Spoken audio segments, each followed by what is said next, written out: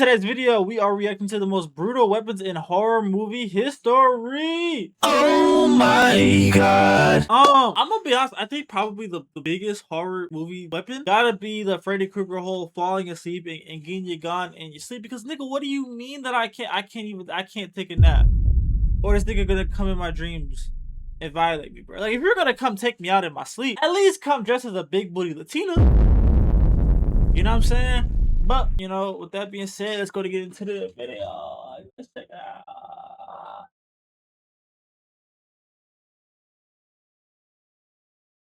Maker named Jim Doyle bought a steak knife from a hardware store, took it home, and started grinding it backwards on a lathe. He was sharpening the wrong edge on purpose because the correct edge didn't look scary enough. This was him building the first Freddy Krueger glove, and his process was just guessing what might work, which is fine when you're making a movie prop, but concerning when that prop becomes a blueprint. The weapons that actually function in horror movies aren't accidents. They're built using the same principles as real things today. Freddy's glove copies a 17th century assassination tool. The xenomorph's inner jaw works exactly like a this nigga right here, this nigga scary as fuck. Bro, I seen a movie, this nigga had put his, like, I guess you call this his tongue, I guess? Put this bitch down somebody's throat, nigga. Oh my god. I've never had nightmares so horrible in my life. Period.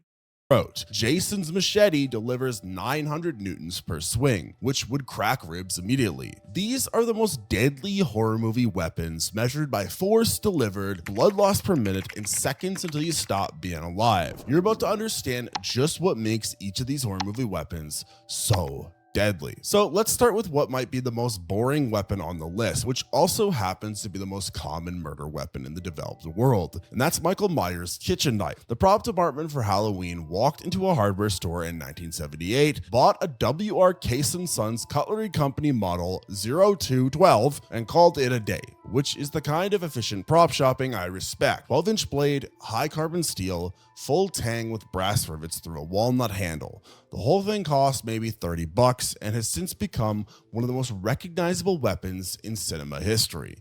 I ain't gonna lie, Michael Myers and Jason Voorhees, I feel like these are pretty, like, lazy, like, written, like, characters. Like, well, I guess not, because Michael has the whole lore of, but these weapons, I ain't gonna lie, these, him and Mike and Jason Voorhees machete, those are some ass weapons, man. I'm gonna just go ahead, I'm gonna just be honest, you know what I'm saying? Like, that's some bullshit.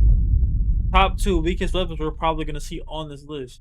That's just how capitalism works. Here's what makes this thing efficient. Human skin needs about 5 newtons of force to puncture, which is roughly the weight of a bag of flour pressed down on a sharp point. And you can generate 2,000 newtons with an overhead stab if you commit to the motion. So you have 400 times more force than you really need, which means the blade goes through sternum, through other bones, and into the heart before your brain can even finish processing that you've been stabbed. The wound channel can actually be longer than the blade itself because your tissue compresses on impact, so that 12-inch knife can create a 14-inch hole through your body. And you're thinking about this while watching the movie, which means you're not gonna have a good time. The real horror here is that in England and Wales, 46% of all murders involve a kitchen knife, which means almost half of all homicides are committed with something you probably have in your drawer right now, next to the spatulas and that weird Homer Simpson pizza cutter that you never use. Michael Myers didn't need anything special to do anything. You didn't need a license, you didn't even need to pass a background check. You just opened a damn drawer, grabbed a weapon, and just started slashing away. Now, if the kitchen knife is the most accessible murder weapon, the machete is what happens when you level up a kitchen knife. Jason's weapon of choice is a bush machete,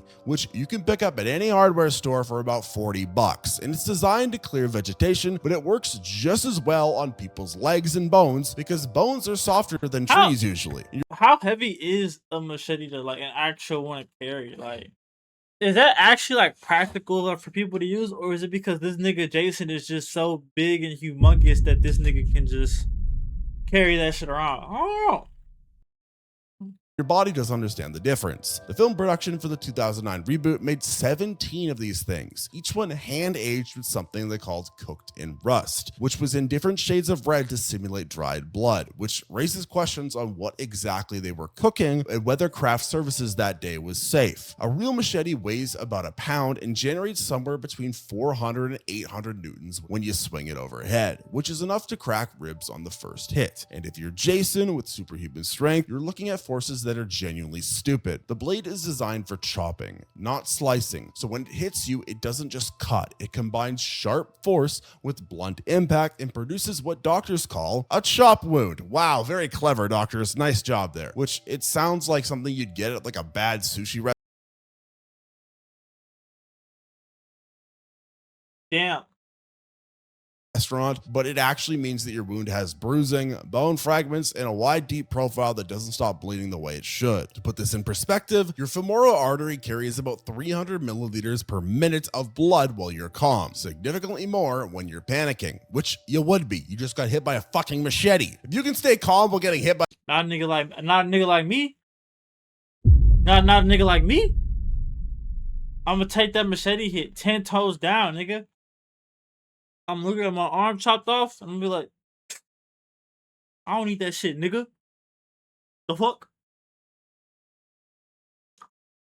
a machete, then I'll give you $5, but like, dear God. And if that artery gets severed, you've got maybe 3 to 5 minutes total before you're done. And that's me being generous. You're in a sleeping bag hanging from a tree because your friend thought this would be funny. And then Jason swings the machete through the whole thing in one motion. You feel impact, but not pain yet because your nervous system is still trying to catch up. Then you hit the ground in pieces and you've got about 90 seconds of consciousness left to really reflect on how bad this camping trip went. And maybe next time in your next life, when your friend I never understood niggas that go camping. Like, that shit just doesn't sound appealing. For one, fucking bugs. There's no AC. You know, I'm probably gonna be sweating my balls off. And then I gotta worry about big ass niggas carrying machetes trying to come, no, take me out. No. Then I gotta worry about King Kong, gorilla back niggas. No. There's so many other things. I was about to say I'd rather jump out of a plane, but would I rather jump out of a plane than go camping? I mean, if I jump out of a plane, that's kind of one and done. You know, it's over quicker, but some would argue that that's more scarier. I don't know. Y'all let me know in the comments. What would y'all pick? Let me know. says, hey, I really want to go camping this weekend, you'll learn to say fuck off. You know, machete, pretty scary. But what if we put a blade on a power tool? Yep, we're talking about a chainsaw. The chainsaw that Leatherface swings for the Texas Chainsaw Massacre is a Poulan 36A. It is 59 cubic centimeters of two-stroke engine running at 6,500 RPM and sounding like a mechanical scream. And here's the part that should concern you. It was real. In fact, this movie's production budget was so low that they only had one chainsaw. No backup, no stunt coordinator, no props manager. Just a guy in a latex mask holding a fully operational chainsaw in the Texas heat, hoping nothing went catastrophically wrong. Can you imagine this nigga? Wait, this was a real chainsaw? Don't people get like chopped up and shit in this movie? Imagine getting amputated from a fucking chainsaw. Nigga, that's a terrible way to go out. That shit just sound painful. Gunnar Hansen, who played Leatherface, ran through brush and cowboy boots with this thing spinning at full speed, brought it within 3 inches of another actor's face for close-ups, and when the fake blood dispenser malfunctioned during one scene, he cut an actress's finger for real, and they kept the take in, which is either incredible commitment from the actor or incredible high amounts of pressure from the director. I don't know. Don't ask me. The chain moves at about 50 to 60 miles per hour, and each tooth is a tiny chisel, hitting you dozens of times per second, so it doesn't cut so much as it just removes you in sections. Between 2018 and 2022, American emergency rooms treated almost one. How much I think she got paid? Cause she lost a finger over an accident. How much y'all think she sued? And she sued. How much money y'all got? How much is the finger worth? I feel like it depends on what the finger is. Honestly, I think I can go without my ring finger. I think I gotta keep my pointer, my thumb, controllers. you really don't even really use the. I don't feel like you use this finger. I feel like you can go without it. Any other finger? Yeah, no. Give me. I'm saying, give me everything you got. I need it all. I need all the million. 130,000 chainsaw injuries, which works out to about 70 people per day walking into hospitals with chainsaw related problems. And most of those are accidents, which means they weren't even trying to hurt themselves and it still happened. You're on the ground, the saw is coming at you, and you could smell the exhaust mixing with your own fierce sweat. And the noise hits somewhere between 106 and 120 decibels, which is loud enough to damage your hearing if it's right next to your ear. Except your hearing is not your biggest concern right now. It's staying in one piece. Look, I personally know how terrifying chainsaws are. Back when I was in high school, I was part of the student government. We did this like haunted house one year. I've told this story before, so if you're an old head listening, then you know the story. But I dressed up in a clown costume and chased everyone with a chainsaw. I took the blade off, so everyone was okay. But it was a real chainsaw, and I just ran after everybody. And I like terrified the shit out of like the biggest football players. I was in a clown costume. Duh, nigga, this is a fucking chainsaw night. Nigga, I don't give a fuck how big I am. Nigga, a chainsaw still a chainsaw.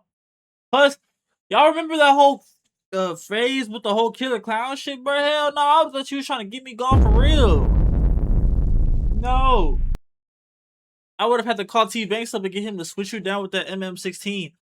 No scope, big switch on it. Cause no. Looking like this, and I just and I also laughed like this.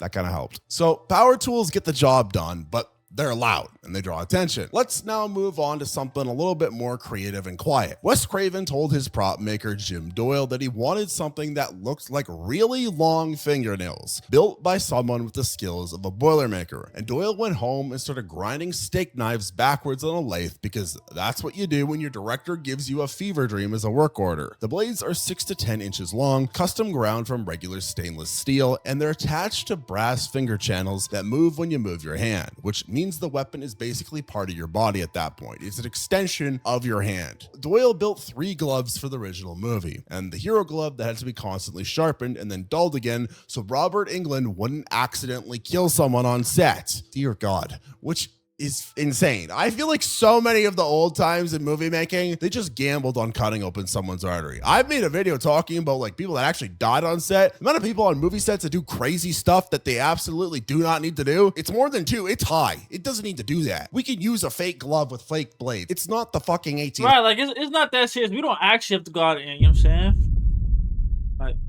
well, as of lately, I think the most crazy movie thing that I've seen it wasn't horror related, but in the Thunderbolts movie where they had Florence Pugh jump off the top of the jump off the top of the building, and like she was strapped in with a heart and that or whatever.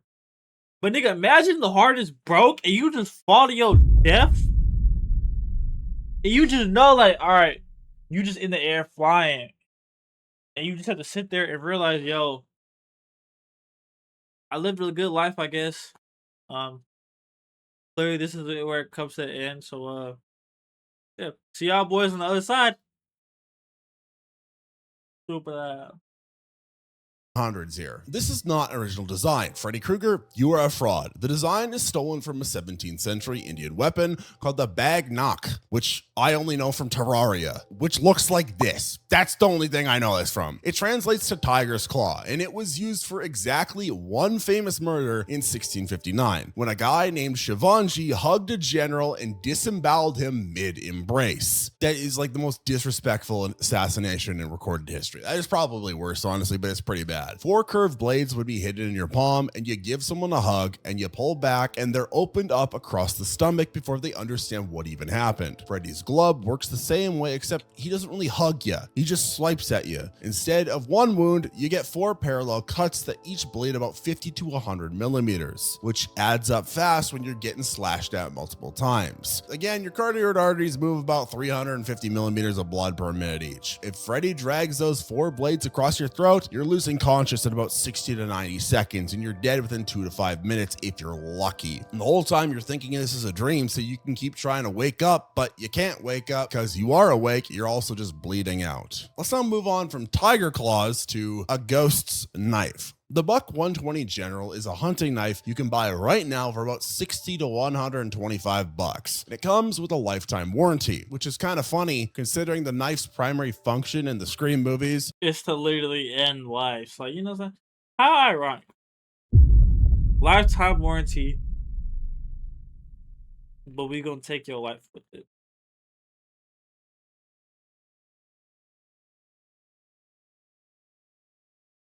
times. So if it doesn't work, I guess you can get a new one. The blade is 7 3/8 of an inch long, made from 420 HC stainless steel that gets frozen in liquid nitrogen during production to make it even harder. And the whole thing is built to handle wet, bloody conditions because it's a hunting knife, and hunting involves blood, just not usually human blood. The tip is what's called a clip point, which means the spine curves down to create a thinner, sharper point that goes through denim with about 30 to 60 newtons of force, and through a t-shirt with even less. And once the tip is through your skin, the rest of your blade follows because soft tissue doesn't put up much of a fight. What makes this weapon worse than the others is not that it's wielded by one person, but it's used by multiple killers throughout the whole franchise, which means the weapon is more famous than any individual. And that is the point. Anyone could be Ghostface. Your friend could be Ghostface. The person asking you about your favorite scary movie could be Ghostface. Your favorite horror movie YouTuber could be Ghostface. You could be Ghostface. My dog could be Ghostface. Look at him. Yeah, I can't be Ghostface because in fact, I'm Batman. That is the face of a killer. The blade is long enough to reach any vital organ from the front of your body. Your heart is only about 3 to 5 centimeters behind your ribs, and the aorta is about 5 to 8 centimeters behind your stomach, which I don't know anything about. I just know it's gonna hurt when it gets stabbed by a big ass knife. Forensic studies show that mortality rates go above 80% when someone takes 10 or more stab wounds to the chest. And my response to that is no shit. 8 to 10 stabs is a lot of stabs. But Ghostface doesn't stop at 10. Ghostface keeps going until someone pulls them off or they get bored, whichever comes first. You answer your phone, you engage in conversation like a reasonable person, and the whole time you're talking, the person on the other end is already inside your house, holding a knife they bought at Bass Pro Shop on their last lunch break, about to fillet you like a mignon. Let's move on from knives and let's talk about hooks. Specifically, big ass meat hooks. Candyman's meat hook. Tony Todd's hook is about 8 to 10 inches of curved, rusty steel mounted on a leather cuff that replaces his entire right hand.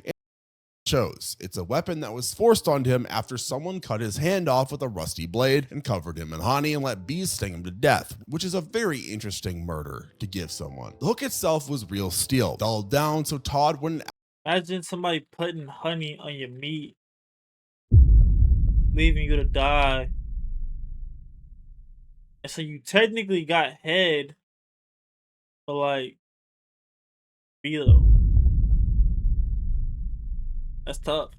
Accidentally gut someone during filming, but it was heavy and solid, and when you watch the movie you can tell it has a weight to it as it moves through the air with momentum that fake props don't have. Real meat hooks are rated to hold between 200 and 450 kilograms of hanging weight, which means they're built to support half a cow without bending, and that same structural integrity applies when you're using it to puncture a human being. The physics are wrong for what you want to happen or right for what you don't want to happen, depending on your perspective. A blade goes in and comes out along roughly the same path, but a hook goes in and then the curve catches on everything inside on your way back out. So instead of a clean puncture, you get a tearing wound that just goes and just brings everything with it. If you didn't know, your intestines have a blood supply called the mesentery, and if the hook catches that and tears it out on the way out, you're losing a couple 100 millimeters before anyone even tries to help you. The hook is worn, not held, which means that Candyman can't put it down and can't stop being armed even if he wants to. And there's something worse about a weapon that is permanent. You're in a bathroom looking in a mirror saying his name because your friends dared you and you're thinking this is stupid. Oh God, I remember, yeah, the whole go into your bathroom and say this shit, bro. I remember as a kid, bro, I really thought that nigga was gonna come behind me and take my shit, bro.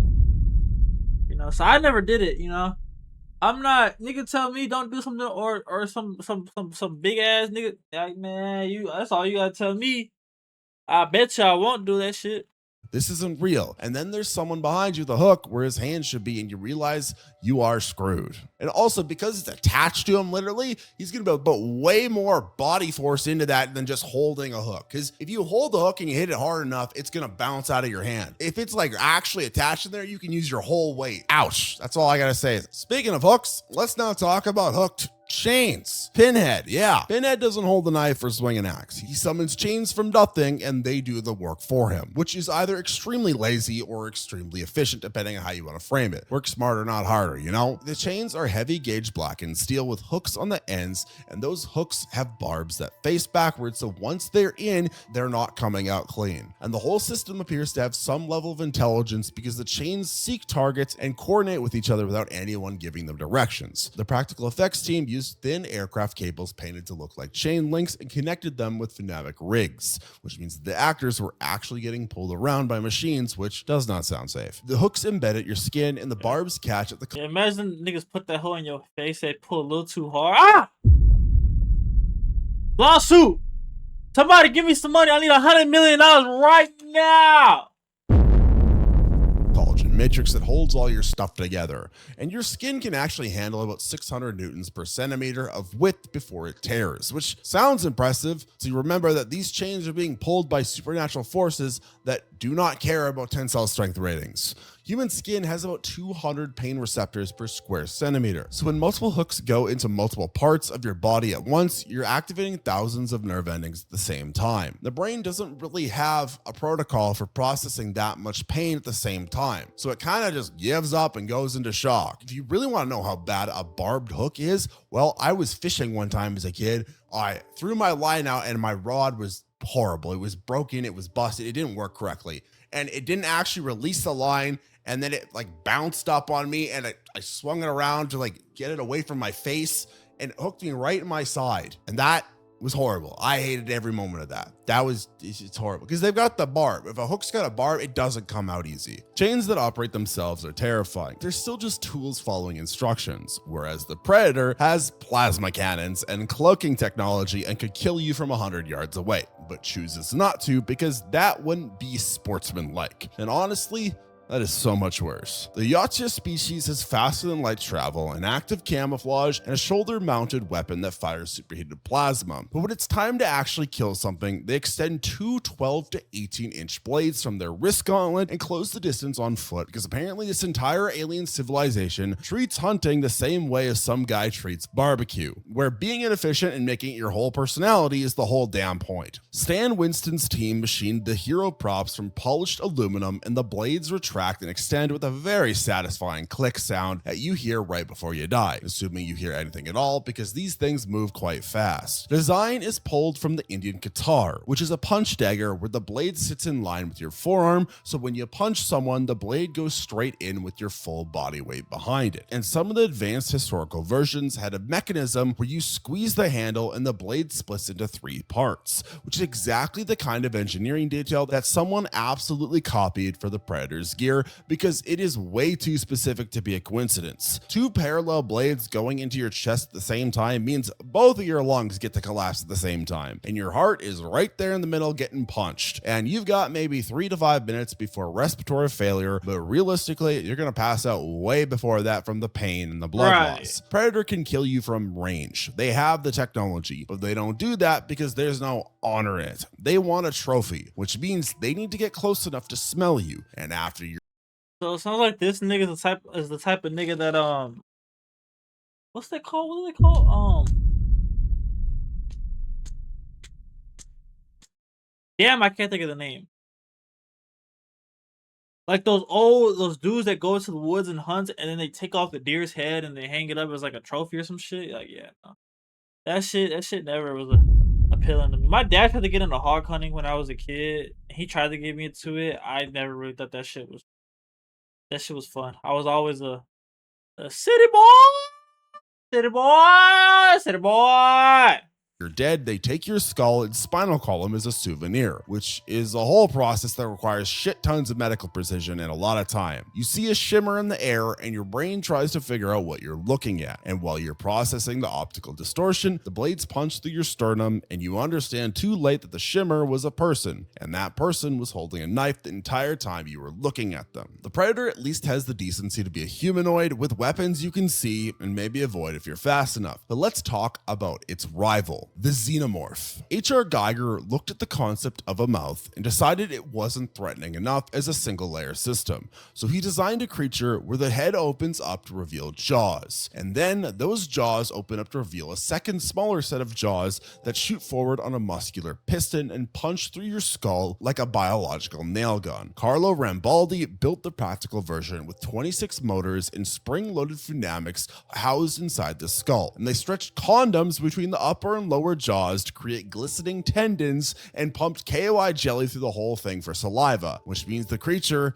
is held together with all the stuff you buy for a fun Friday night. That is somehow more disturbing than if they've just used advanced medical equipment. The inner jaw is actually copied directly from moray eels, which are the only vertebrate known to use pharyngeal jaws for active prey capture. And in 2007, a researcher at the UC Davis used high-speed X-ray cameras to watch eels grab fish from their regular mouth and then launch a second set of jaws from their throat to drag the fish down into their stomach. And someone looked at the footage and said, yes, it's perfect. Let's make it bigger and put it in space. Your skull is somewhere between 4 and 7 millimeters thick, depending on which part we're talking about. And it fractures at about 2,300 newtons when something's hitting it from the outside. And the Xenomorph's inner jaw is moving fast enough and it's hitting a small enough area that it goes straight through the bone on first impact. You see the outer mouth open and you're thinking, okay, that is a threat. Those are teeth I need to worry about. And you're trying to figure out an escape route or a weapon or anything that might help. And while you're doing that, something chrome and wet shoots out from inside the mouth and goes through your forehead and into your brain. And you have maybe half a second to register that there was a second mouth before your consciousness shuts off completely. Penetrating brain injuries have a 90% mortality rate, and brainstem hits are instant, which means you don't get time to be scared. You just stop being alive. Now, aliens with inner jaw. That honestly though sounds like a pretty good way to go out. Like,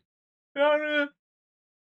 If I don't have to feel anything, if I just lose my life so fast that like I couldn't feel anything, I think that's a pretty decent way to go out, in my opinion at least. Jaws are scary, but they're from space, which gives us the comfort of distance. There's something worse about creatures that evolved right here on Earth and decided the whole face concept needed a redesign. When this first came out, I thought this was one of the coolest creature designs ever created. Ever since the latest season of Stranger Things, not anymore. But the Demogorgon's petal mouth, you cannot argue, was a really interesting concept for its time, because it has what appears to be a normal head until it splits into 5 or 6 fleshy petals that peel back to reveal the mouth lined with teeth. Practical effects team built this thing with 26 individual motors, so the petals never open the same way twice, which means you cannot predict the attack pattern because there isn't really one. Mark Citrakian designed the robotics, and the whole rig was so complicated that during filming they had to have engineers on standby in case something broke mid-scene, which happened constantly, because apparently making a face that opens like a flower is pretty damn difficult. The design was pulled actually from leatherback sea turtles, which have an esophagus lined with hundreds of backward pointing spines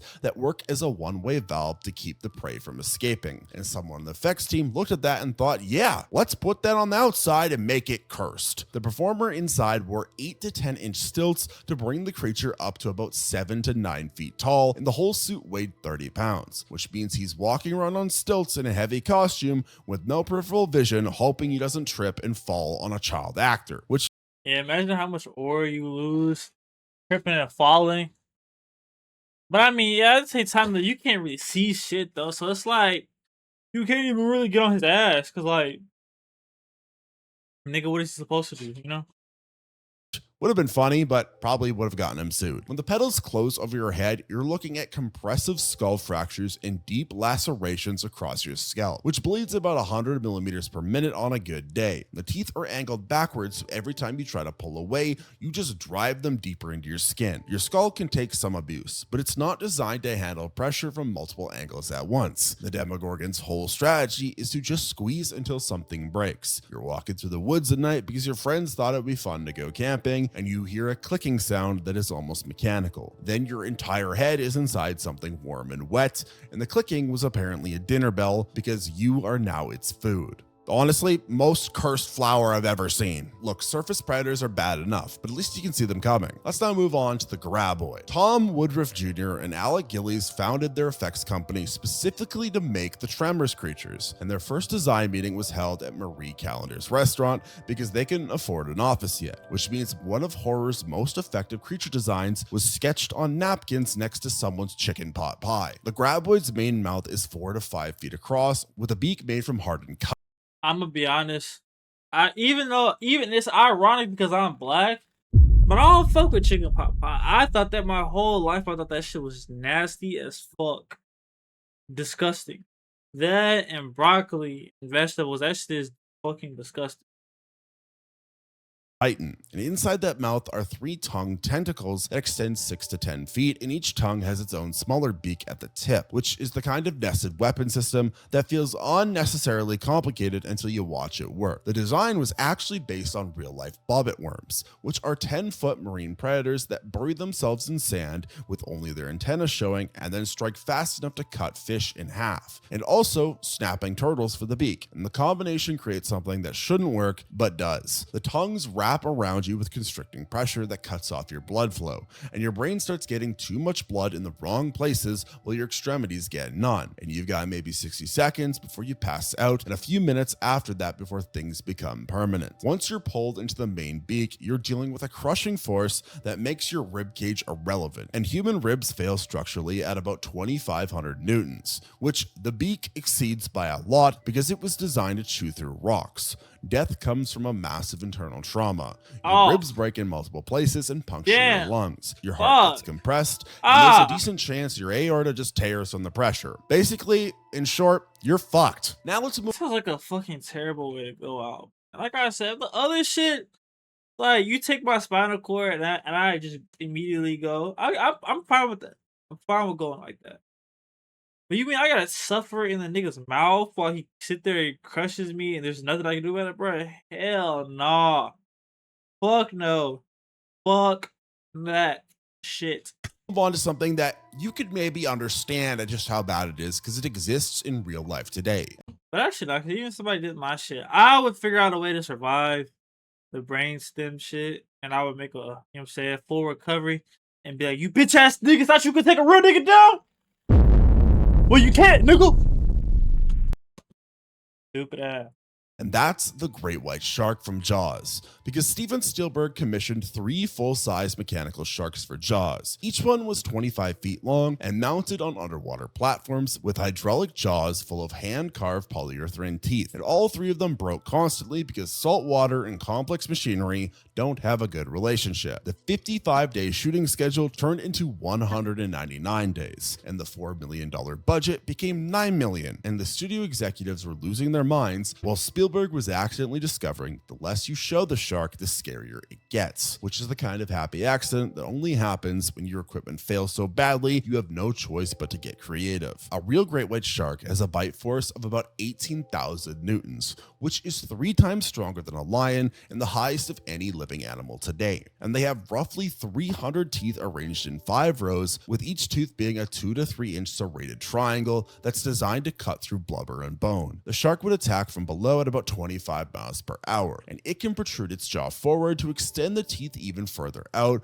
before the lower jaw drives upward and the lateral head shaking starts sawing through whatever it grabbed. When a shark bites you, it's not just piercing, it's crushing and lacerating at the same time because the serrated edge creates ragged tissue that won't clot properly, and your femoral artery is moving blood at a rate that gives you maybe 3 to 5 minutes total before you hit class 5 hemorrhagic shock, which is the medical term for you're fucked and dead. International Shark Attack File records a 17% fatality rate for great white attacks, which sounds low until you remember that means almost 1 in 5 people who get bitten don't make it. So you're floating in the ocean and everything looks calm. The water is nice, and then something hits you from below, and you're already missing a leg before your brain catches up to what happened. The 2-note theme from John Williams plays in your head, but it doesn't help because the music was a warning system, and you're way past the warning phase now. If you enjoyed this video, make sure to give it a like below and comment which of the horror movie weapons was.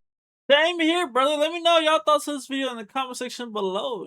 Hit that like button, hit that subscribe button. Every single sub is greatly appreciated. Until next time.